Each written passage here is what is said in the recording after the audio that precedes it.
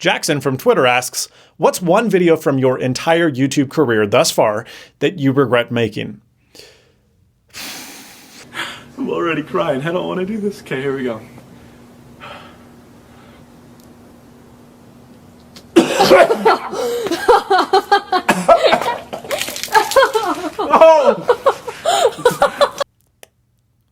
Yeah. How's it going there, folks? I'm Quinn of Snazzy Labs, and after a long few weeks, I apologize for my absence. I've been having university finals that basically killed me, but they're over. I am back yet again. I have 2 killer videos planned for the end of the year that have been a long time in the making, so you should enjoy those. But between now and then, I figured I would do a very informal Ask Snazzy episode because it's been a while since we've done one of those. So I pulled you guys on Twitter and on YouTube discussions. I've picked a few of my favorite questions, and I'm going to answer them for you. The famous Stephen Hackett on Twitter asks, do you see the weird old lady poster when you go to sleep? First of all, I don't appreciate you calling Margaret weird. Second of all, no, unfortunately, because this office is separate from where I live. But you've given me a good idea. I'm going to buy another. And now a question from Duncan33303. Anyone know who that is? It says, hey guys, this is Austin. Any 2017 videos you want to redo in 2018?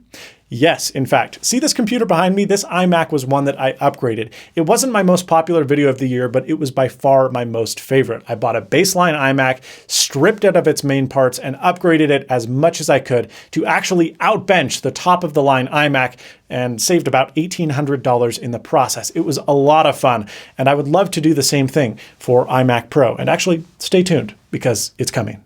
Gostube on Twitter asks, what improvements and revamped features do you think iOS 12 will bring or want them to bring? I've actually been making a list over the last couple of weeks. Let me pull it up here. Okay, so this list is by no means exhaustive, but the first and most important to me is a cohesive design.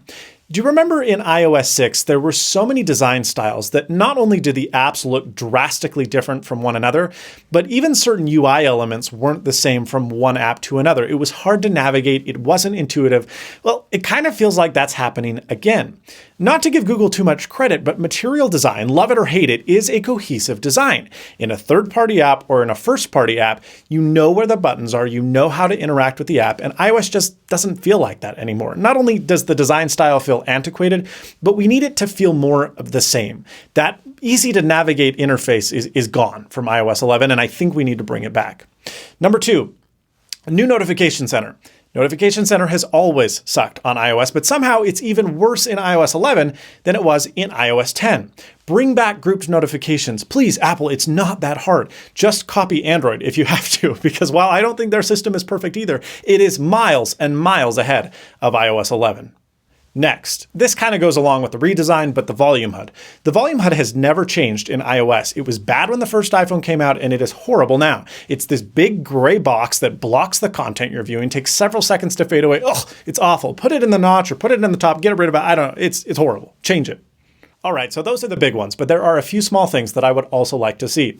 Number 1, group FaceTime. We're using apps like House Party and Skype. FaceTime is wonderful. Why can't we do it with more than 2 people? Make it happen.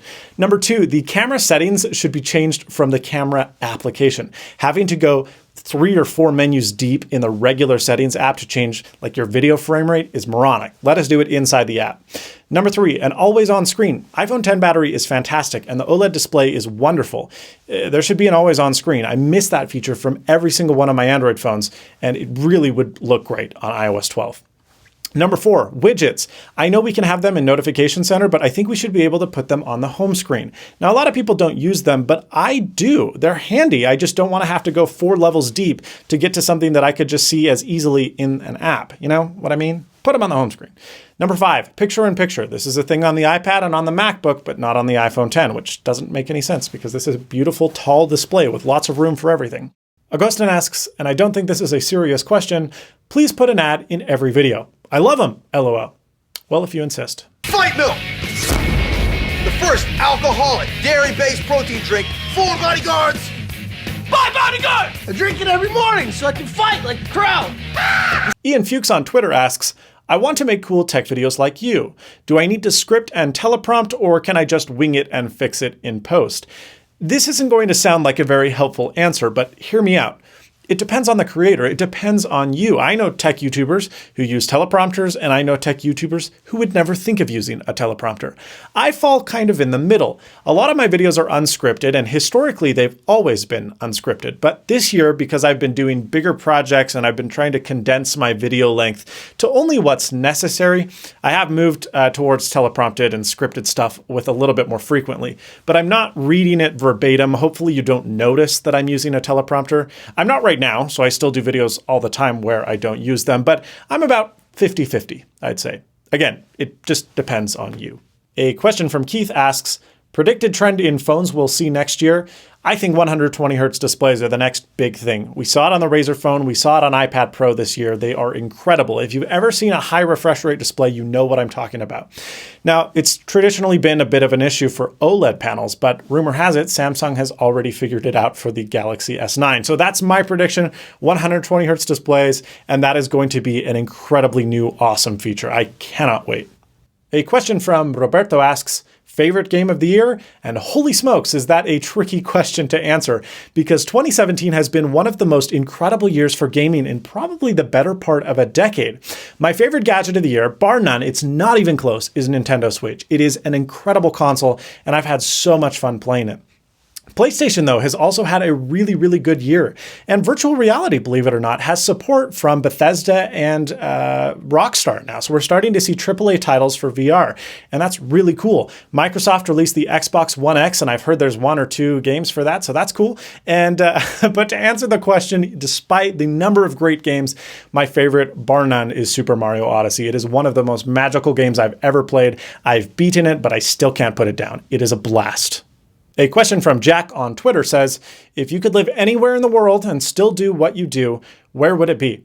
Barcelona. Spain is one of the coolest countries in my opinion. I love the Spanish language and I would love to live there, but I would need to be making a lot more money than I do now to sustain it. And now, a question from YouTube. Daniel Pina asks, what are you studying exactly and how do you see your future related to that degree? Good luck with the finals, suffering here in Spain too. Good luck, Daniel. Well, that's a great question. I am studying business management. I am a third-year business student, actually fourth year as of just a couple of days ago. So it's my senior year. I will be done next Christmas, and I'm very excited about that. Afterwards, I may do grad school. I don't know. It's still all up in the air.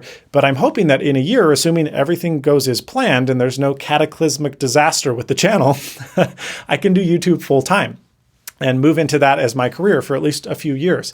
I'm really excited about it because I've wanted to do YouTube full-time, but I just haven't had the time or resources to do so. And so I haven't made videos as frequently as I would like, but my degree has been really useful in managing the channel because unlike I feel a lot of students, I can go home or go to the office that very afternoon and implement things that I learned in the classroom just hours before. And I've learned a lot of things from law to accounting to just general business practices that have really helped me manage my YouTube channel. It's been really cool. So yeah. iCrazyExplosion asks, and this is not going to be a quick one, how has demonetization treated you? Believe it or not, I have never had a video demonetized on YouTube. Because my videos are not controversial or political or contain profanities, the likelihood of them getting demonetized is very low. But that's not to say that it doesn't happen because the algorithm accidentally messes up all of the time. There are many tech tubers that make videos similar to me that have experienced demonetization, sometimes before their video is even finished uploading. How does YouTube know? So it's a problem. Now, it does make sense, and I do empathize with YouTube because YouTube is a business. They need to make money. And advertisers are only going to pay money to YouTube when they're putting their ads in front of videos that pleases the brand. If I'm Coca-Cola, I don't want my advertisement in front of a Nazi sympathizer video. It makes sense, okay? But at the same time, it's problematic because YouTube has dozens of hours uploaded to YouTube every minute. They can't manually review everything. It's impossible. So they have to have algorithms do that for them. And algorithms are imperfect. They are learning and there are huge growing pains. And I empathize with creators a lot because many creators rely on AdSense for their livelihood. And a lot of channels have multiple employees, entire businesses operating on the AdSense platform.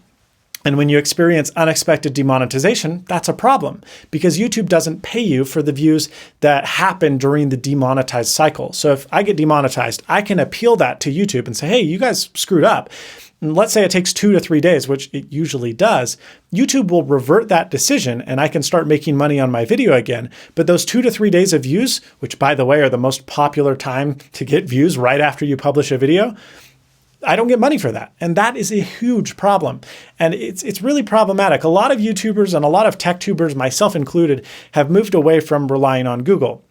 And it's not so much a problem because we have sponsored content and brands that are willing to advertise and pay us for custom videos, and it's much better. But in the comedy space and in several different genres of YouTube where sponsored content isn't as practical or as frequent, they rely on YouTube.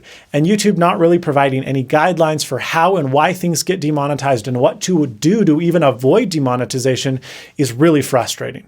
I get that it needs to be done, but at least make it clear what will be demonetized and what won't, and make the appeal process easier when something does go wrong.